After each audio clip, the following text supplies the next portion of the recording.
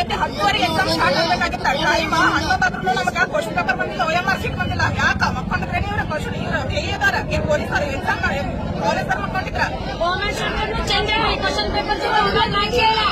totally leakage ಐತಿ ಯಾರ ಕೈ ಕ್ವಶನ್ ಪೇಪರ್ ಕೊಟ್ಟಾರ ಓಪನ್ ಮಾಡಬೇಡ ಅಂತ ಹೇಳೋರಿ question paper OMR sheet number match ಇಲ್ಲ ಸರ್ ಎಷ್ಟು ಜನ ಆಗಿರಿ ತಗೋರಿ ಸರ್ ಎಲ್ಲ ಬೇಕು ನೋಡಿ ಎಷ್ಟೋ ದೂರದಿಂದ ಬಂದಿದ್ದೇವೆ ನಾವು ಕಷ್ಟ ಮಾಡಿ ಒಂದು ತವರಿಂದ ಯಾರ